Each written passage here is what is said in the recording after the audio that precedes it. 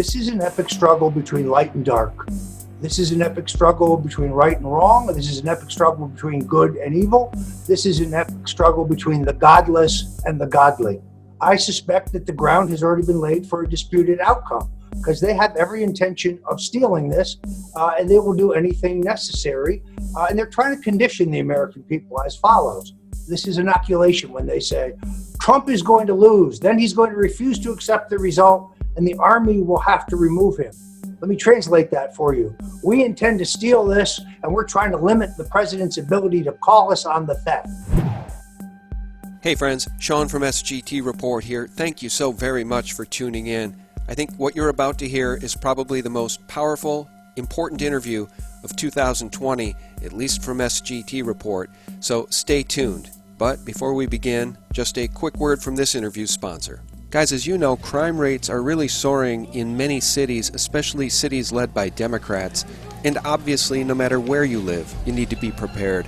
One thing you should add to your self-defense kit is the Fighter Flare flashlight by Prepper's Peak. This flashlight is a professional-grade, tactical, super bright flashlight, and it's solar-powered so you don't need batteries. It has a life-saving emergency strobe light setting, along with 4 other unique lighting modes, and it can be seen from over 500 meters away with 800 lumen. It also has a USB port to charge your phone, tablet, or other devices. It has a compass, wire cutter, and glass-breaking hammer, which incidentally makes it a handy self-defense tool as well. And you can get the Fighter Flare flashlight for 20% off by using my promo code SGT20. Go to fighterflare.com. I'll leave the link below this interview.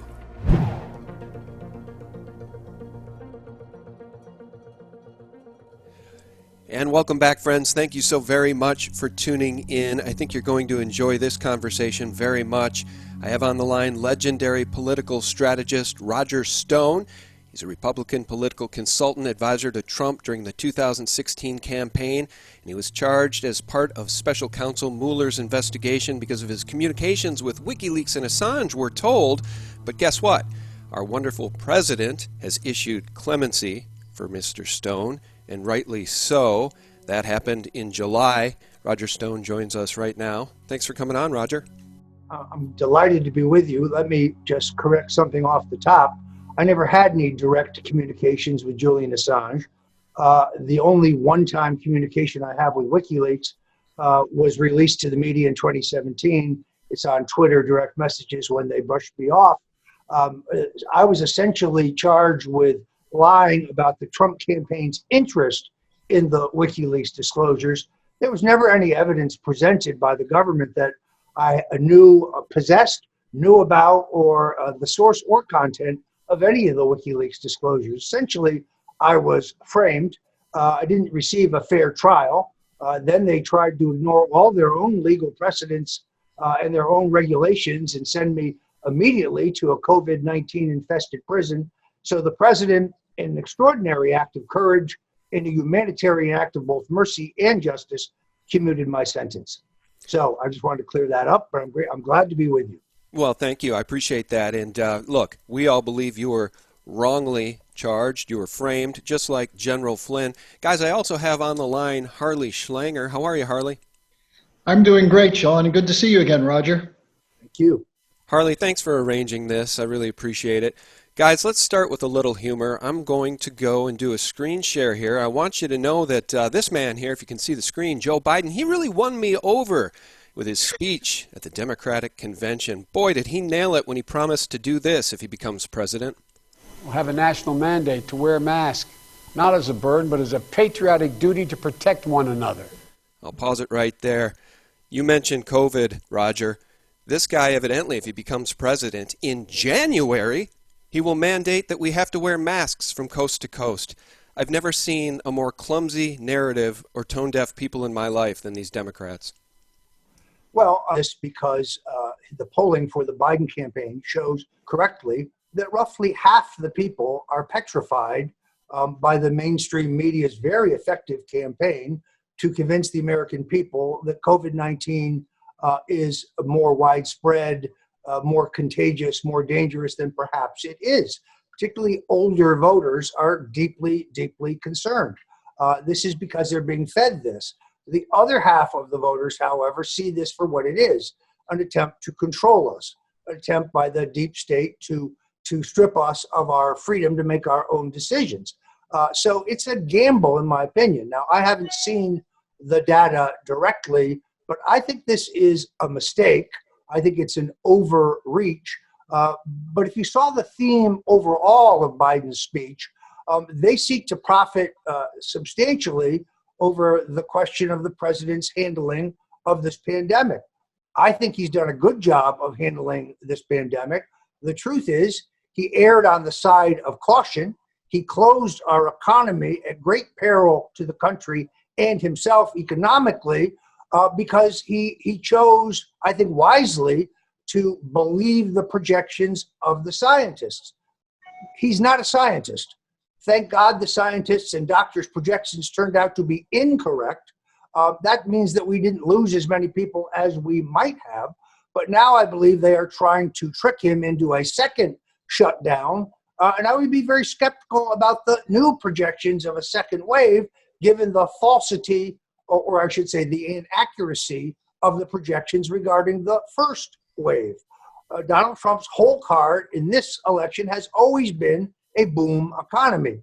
Stripped of that, he now has to argue effectively, which I think is true, that he is best positioned to revive our economy. How do we know? He's already done it once. A man who knows how to build one of the strongest economies in our history, where we had record job growth, record wage growth, record levels of employment among all individual Americans, African Americans, Hispanic, women, Asians, and so on, knows how to do it again.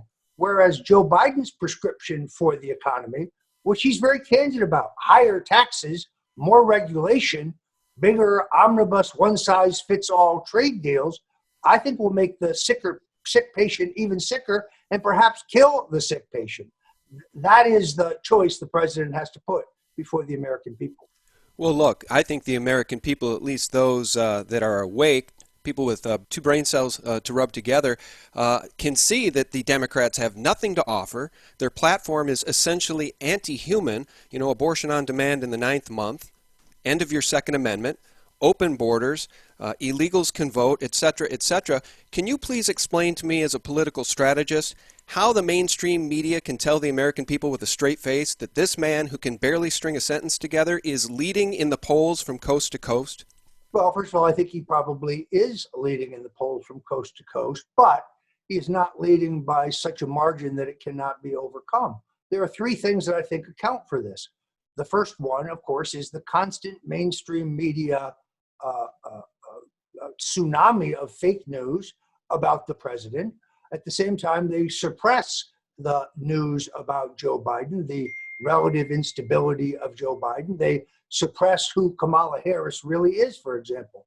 They want to defund the cops. They just nominated the top cop.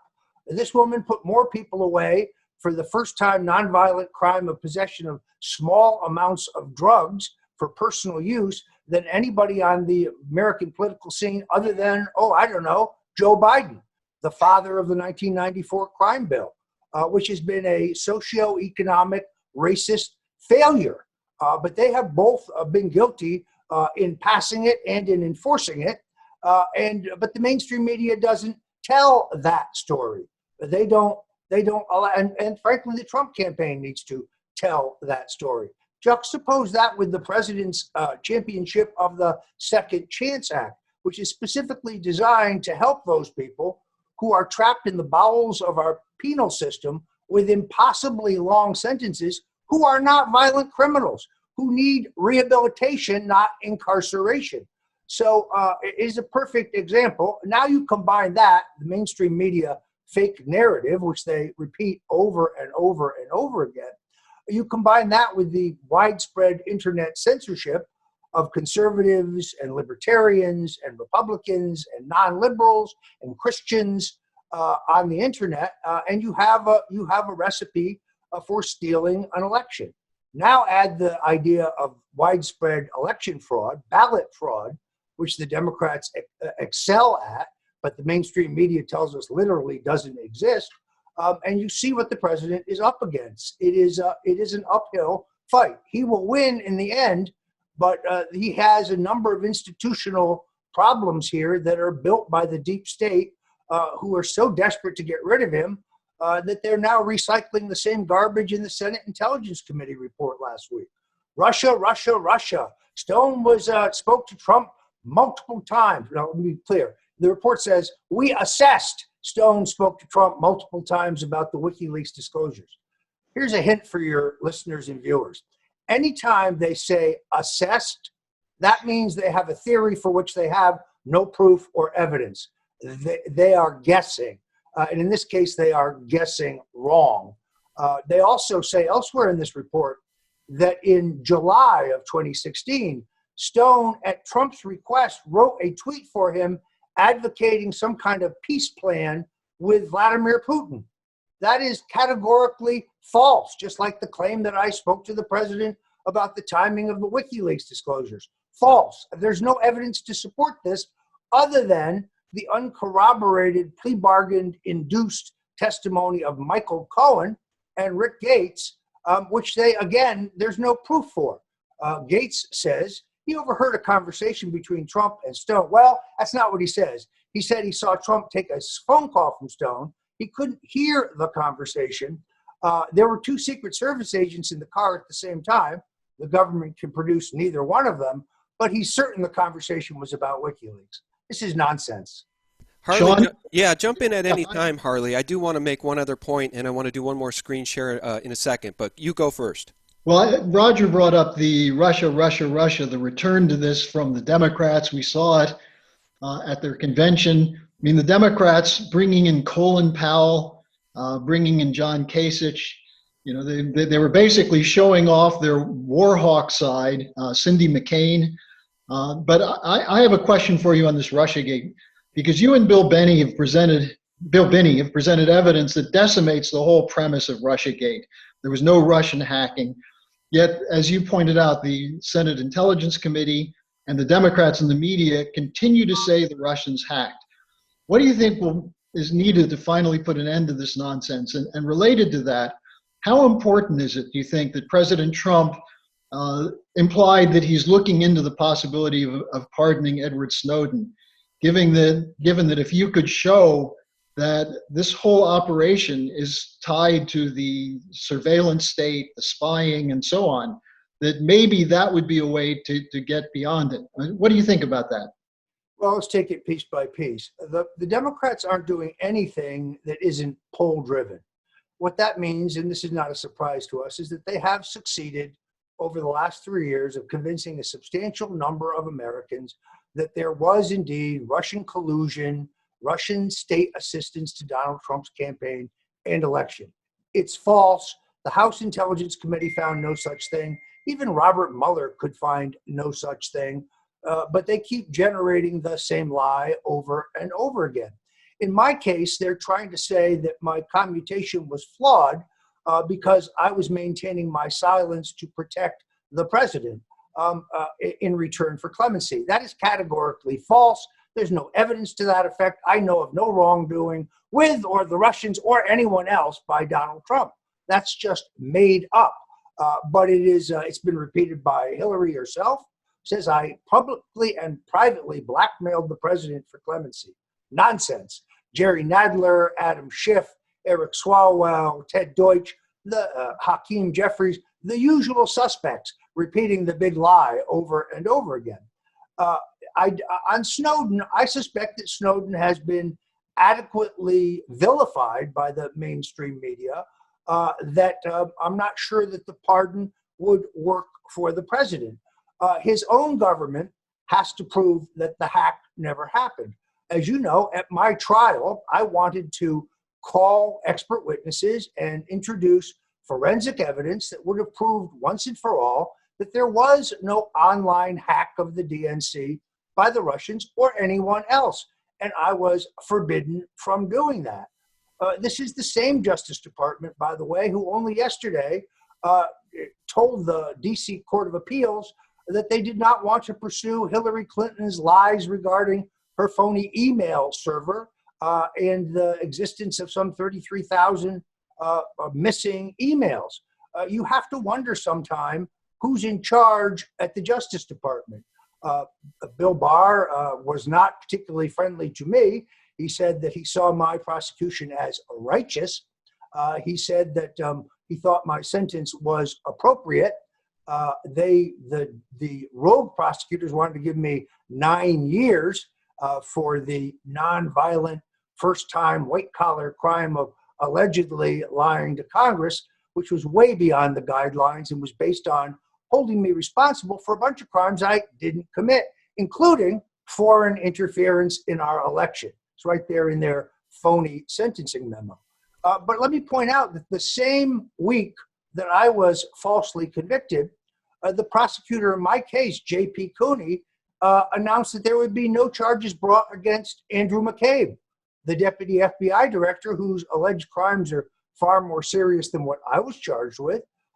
We also know the Inspector General of the Justice Department has twice recommended the prosecution of former FBI Director James Comey, yet Mr. Barr has declined to prosecute. So you have to wonder whether justice is going to come for those who were involved in what I believe is the greatest single abuse of power in American history. Nothing less than Obama and Joe Biden using the full authority of the United States government and the extraordinary capability for surveillance of our intelligence agencies to spy on the Republican candidate for president and his campaign, to defraud the FISA court with evidence they knew was fabricated with the assistance of Russian intelligence assets, and to mount at least two, failed coup d'etats to take down a duly elected president. This makes Watergate look like small potatoes. Is anyone going to go to jail for this? That, other than Kevin Kleinsmith, that remains to be seen. I'm really concerned it's just going to be a limited hangout. But here's the thing. When we talk about Russiagate and we talk about the hacked DNC emails, the elephant in the room which must be addressed is this man. It's no wonder that Mueller and his team wouldn't allow you to present evidence from Bill Binney, that shows that there was no international hacking or downloading of those emails. It was all done locally. So I recall during all of this that Mueller was offered testimony by Kim.com, who promised to fly here if he could be granted protection. And he promised to swear under oath to provide his information that he says he has, that he knows it was Seth Rich who was involved in the DNC leak. And Mueller never got back to Kim.com after multiple requests and multiple offers to present his information. I think that's a pretty big story, Roger. Do you have any comment on that at all? No, actually, I'm not going to comment on it. The thing that I found more interesting was the fact that Julian Assange himself offered a $25,000 reward for anyone who produced evidence as to the identity of the person who killed Seth Rich. Beyond that, I don't really want to comment on it. In the view of either of you, do you think it's in the cards? Is it possible? In my view, it would be a good idea for this president to pardon Julian Assange. But I don't really think that's in the cards for a number of reasons. Well, I reject the idea that Julian Assange is a Russian asset. That has not been proven. That is another one of these assessments of John Brennan and the deep state, just as I argue with the idea that the persona of Guccifer 2.0, which they continue to insist is a Russian cutout, but no court of law has found that to be true. That's another one of their theories. There's more forensic evidence that it is a U.S. CIA-created asset than a Russian asset. This was used very extensively against me in the public campaign to vilify me. It was not one of the things I was charged with. My communication with the persona of Guccifer 2.0, I released it entirely in 2017. It's benign. There's no evidence of wrongdoing or collusion or cooperation or trading information. Secondarily, it took place long after WikiLeaks had already released all of their documents on the DNC and Hillary Clinton. And thirdly, there's no proof that Guccifer is in fact a Russian asset. But it's very clever. Robert Mueller writes in the Washington Post the day after my commutation, Roger Stone was in touch with Russian intelligence officers known to us. And then Rod Rosenstein repeats it, only he changes the words to Roger Stone was in touch with known Russian intelligence officers. See the difference? Very clever, making it sound that it was willful. My communications with Guccifer 2.0, if that's even a person, are innocuous. They prove absolutely nothing whatsoever based on the content and the timing. This is entirely meaningless. But once again, Mueller's right back out there recycling the same old false garbage.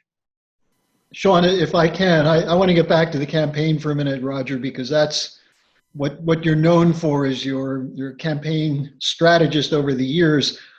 I know you've said that one of the biggest strengths for the president in 2016 was that he told the truth about the corruption of the political, intelligence, and financial establishment. He went after the war hawks, starting with Jeb Bush and then Hillary. He went after the connection of Hillary to Wall Street.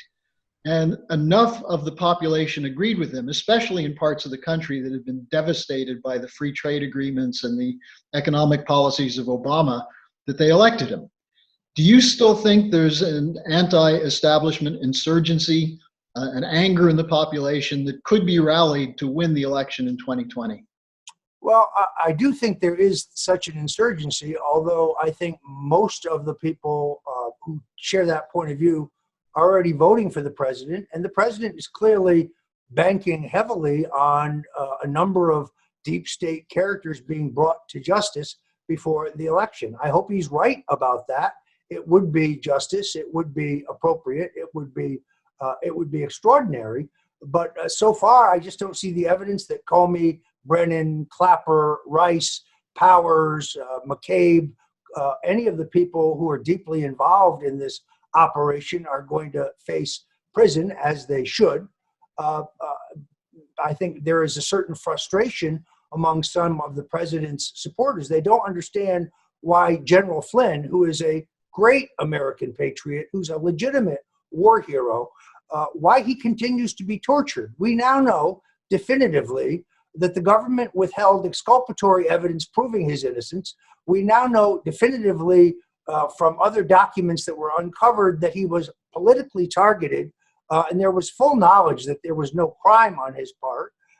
Yet the judge refuses to dismiss the charges against him, even when directed to do so by the appeals court, and then successfully lobbies the appeals court to hear the entire matter again en banc.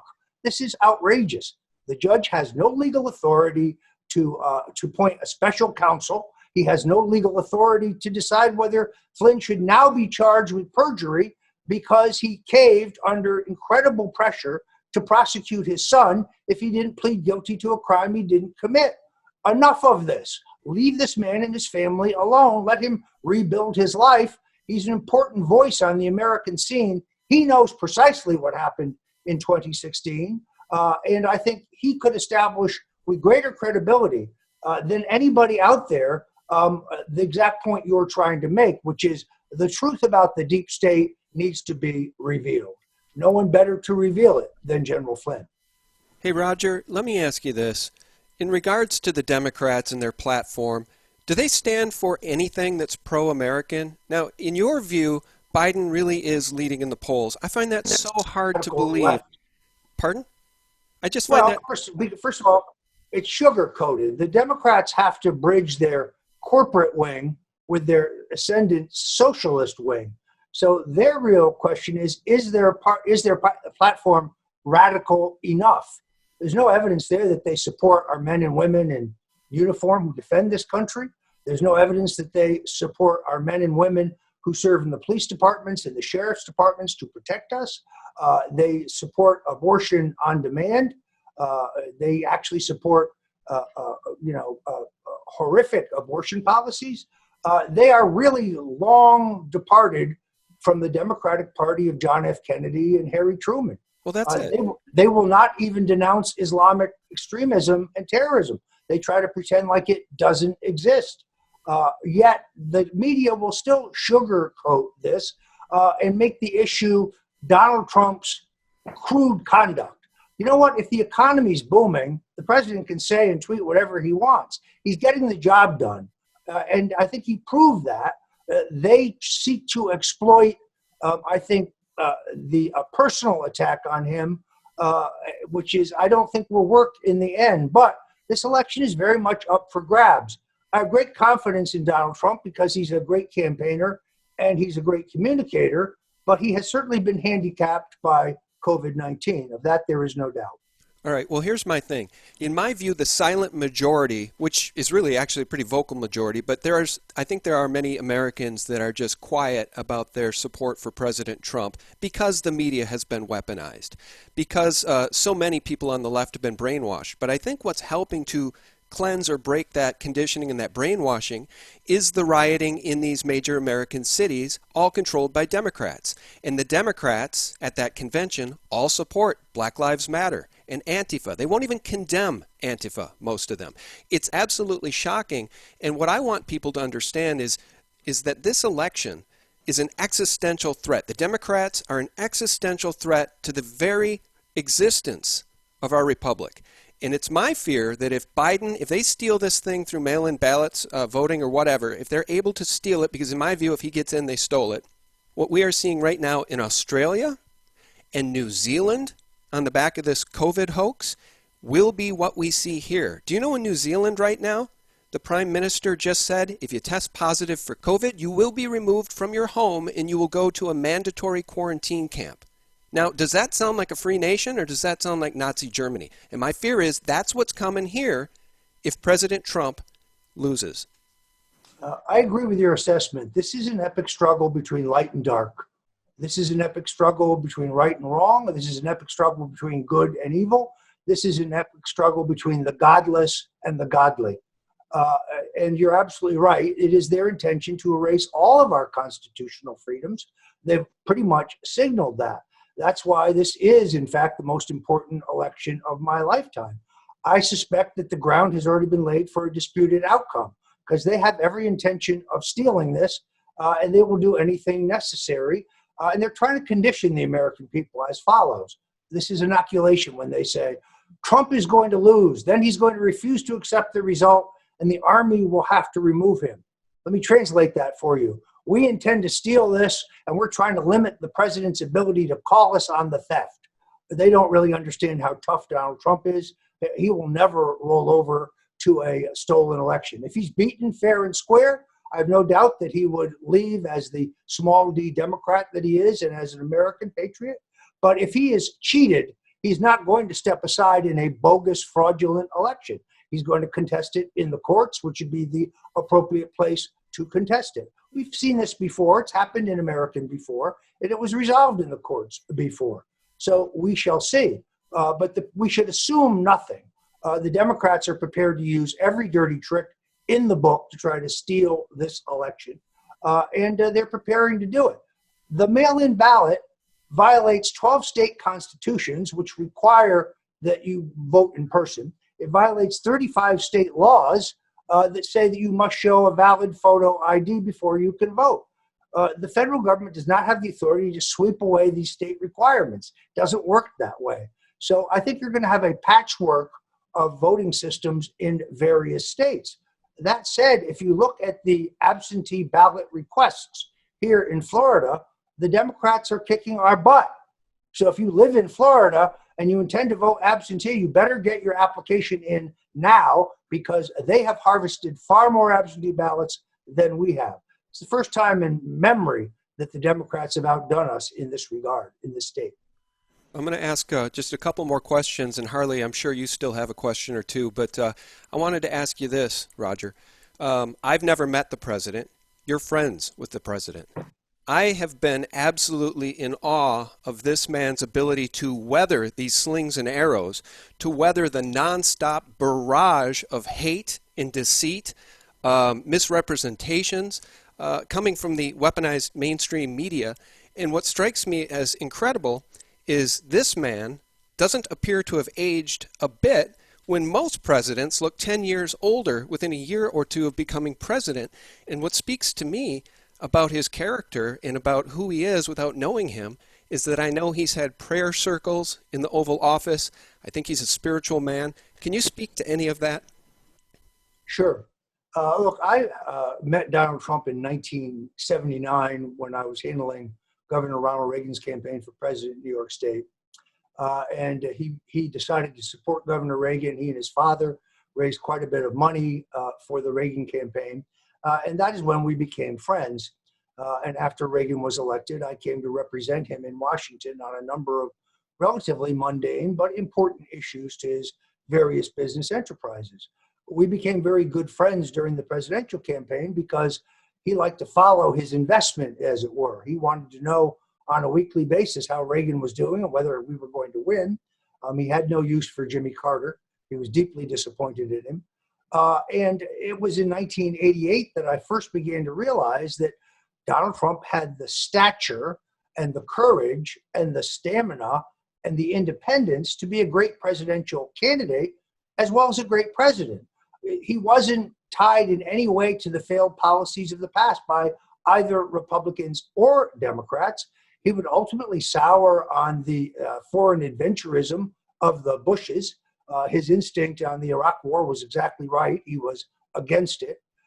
He became, I think, more and more disenchanted with the two-party duopoly that he saw running the country into the ground. And it is an enormous mistake to underestimate his courage, his bravado, his stamina, his fearlessness. A lesser man would have folded under the tsunami of crap that the mainstream media dumps on he and his family virtually every single day.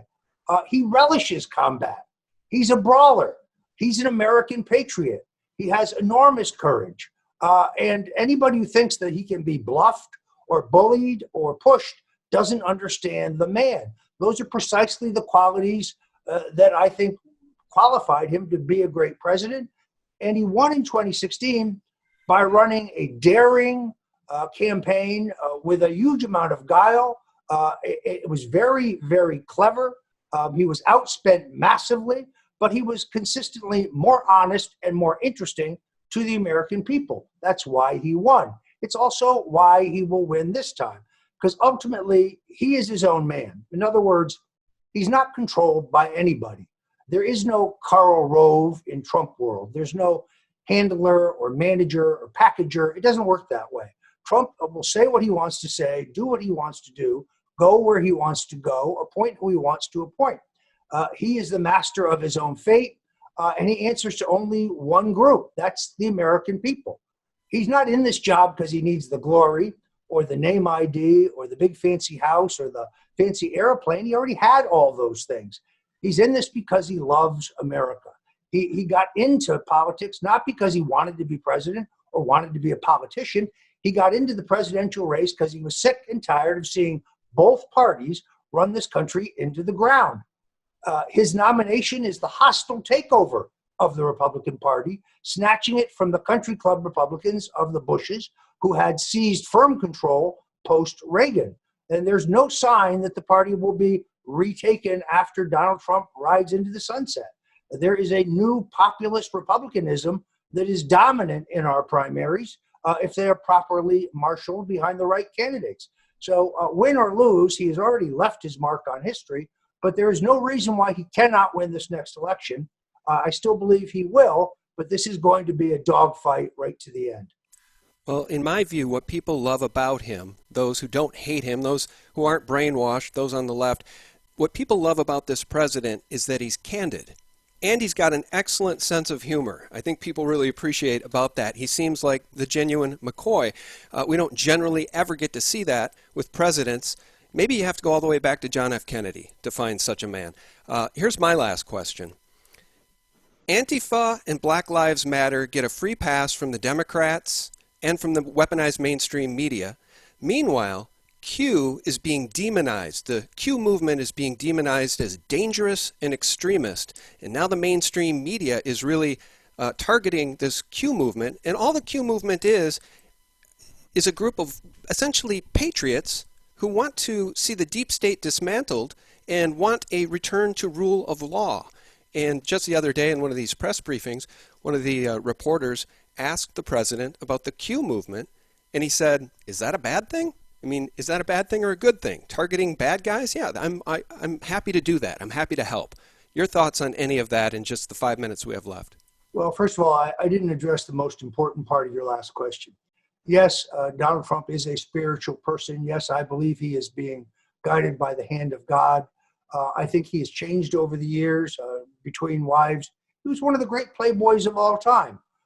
But at this point, I think he is a dedicated family man. I think he is very devout. I think that he has a great relationship with his God. And I think he is doing God's work. I think God inspired him to run for this office. I really believe that. I believe that my own being reborn as a Christian, reaffirming my belief in Jesus Christ, played a major role in the president's decision through the hand of divine guidance to spare me from death in a federal penitentiary where I didn't belong. So yes, I think that's a very important part of his presidency. To go to your other question, look, I think I don't know the origins of Q. I don't know who Q is. A lot of the things I read from Q, though, I believe to be true, and the things I'm not sure about, I hope they are true. So therefore, I see no danger in a patriotic movement that constantly questions the truth as it's put out by the deep state. In other words, the disinformation campaigns.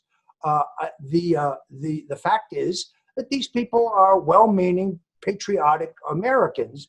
But it also occurs to me, I don't understand why I, for example, or Laura Loomer, or so many others, Alex Jones, are banned on various social media platforms, Instagram, Twitter, Facebook, and so on, because our ideas are dangerous. But Q is not banned on those platforms, which I think is a good thing because it allows for broader dissemination of these questions, which are questions the American people need to think about, need to pay attention to. But So Roger, I should my point out. bottom answer is I hope Q is accurate.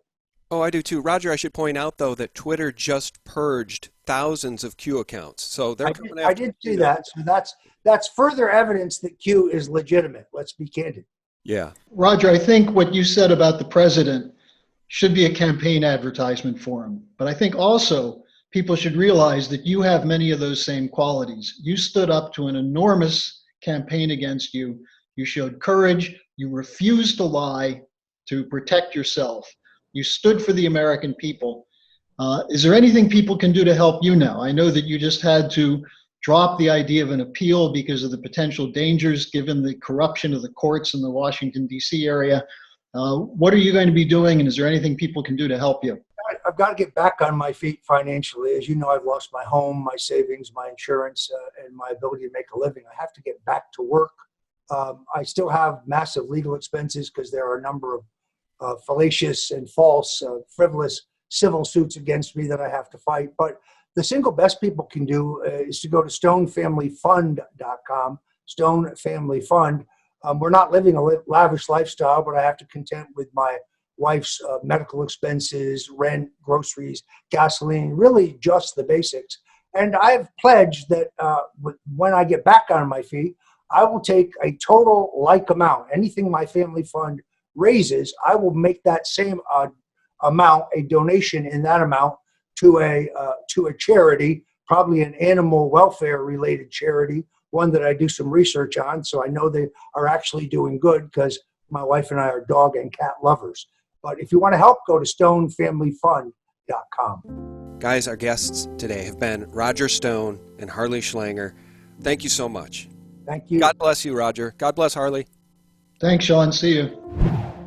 All right, guys, please spread this one far and wide. Give it a like. Share it within your sphere of influence on social media.